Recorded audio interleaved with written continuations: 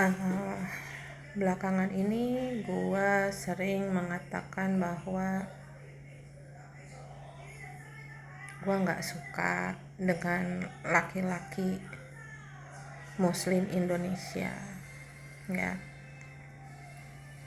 gue banyak kecewa dengan laki-laki Muslim Indonesia, gitu loh.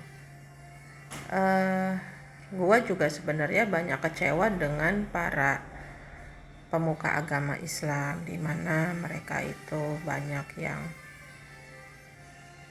kalau kata gue, kurang lah ngasih edukasi, kurang dalam ngasih tahu dengan detail, dengan sangat detail aturan main dalam kalau suami mau nikah lagi, kalau suami mau punya istri lagi, itu persyaratannya apa aja, baik dalam Al-Quran maupun ilmu fikihnya.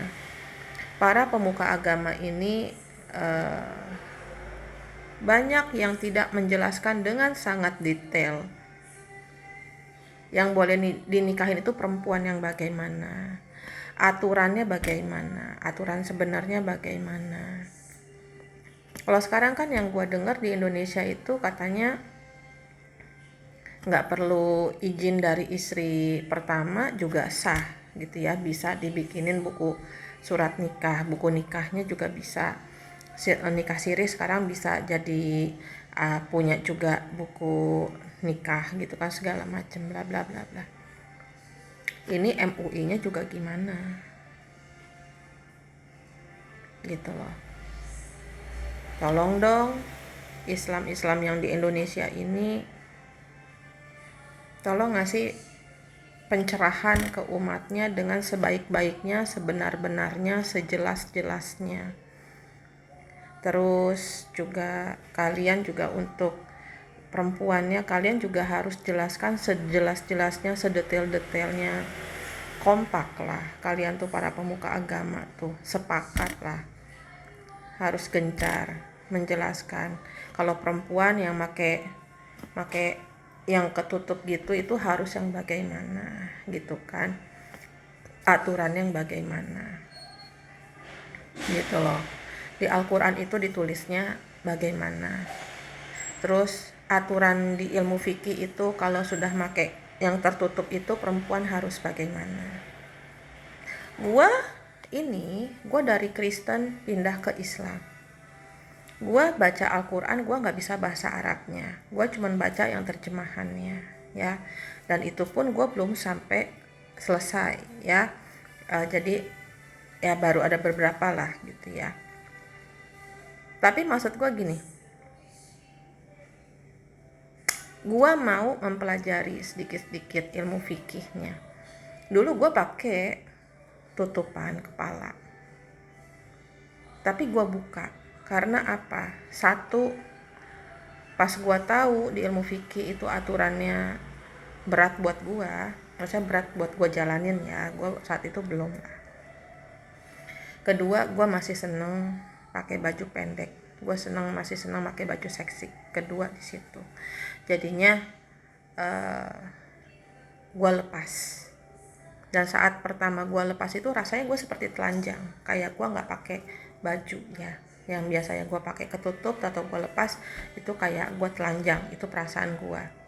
Nggak tahu ya bagaimana dengan perasaan kalian yang ngalamin saat pertama baru-baru ngelepasin kayak begitu.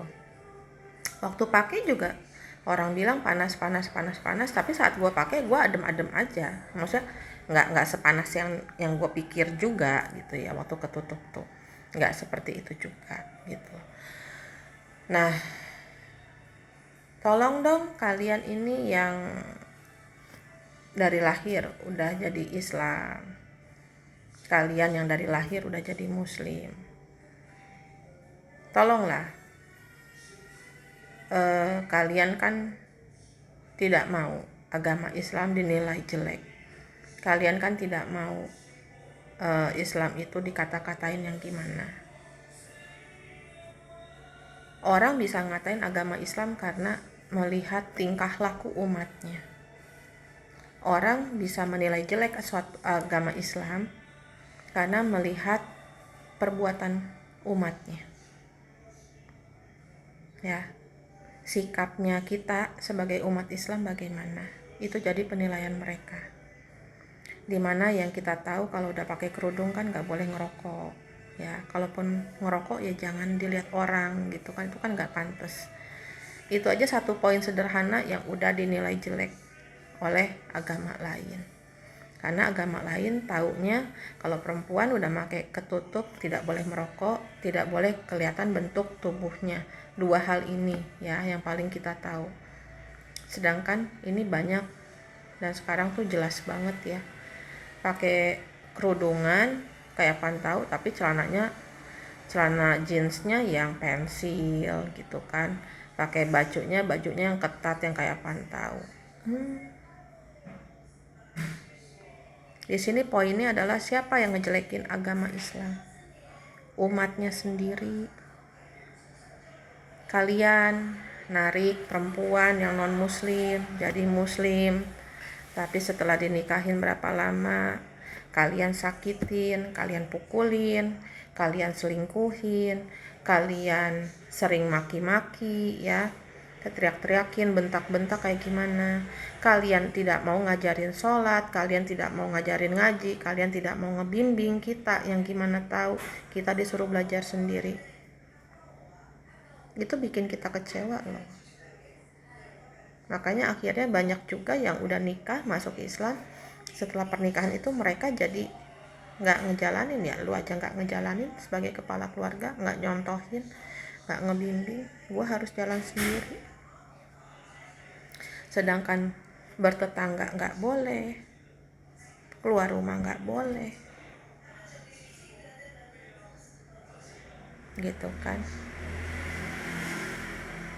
Ikut pengajian ya harus nunggu suami pulang dulu, gimana. Jadi maunya kalian apa? Jangan salahkan kami kalau kami ya tidak bertahan di agama Islam. Kalau saat kami sudah bercerai dengan kalian, kami pisah, kami balik lagi ke agama kami masing-masing. Dan kami berkata hal yang mungkin kita jadi menilainya hal yang buruk juga tentang agama Islam.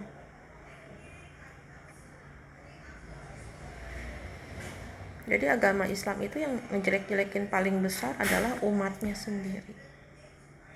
Ya.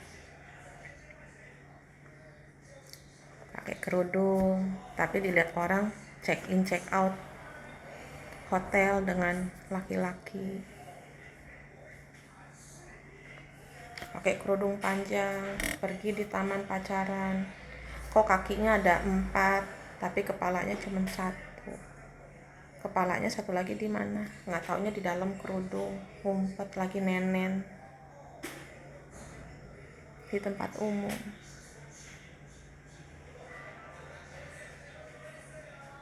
Cobalah kalian tuh jangan mempermalukan. Pakai kerudung tapi ngomongin tentang selangkangan, ketawa-ketawa ngomongin barang laki-laki.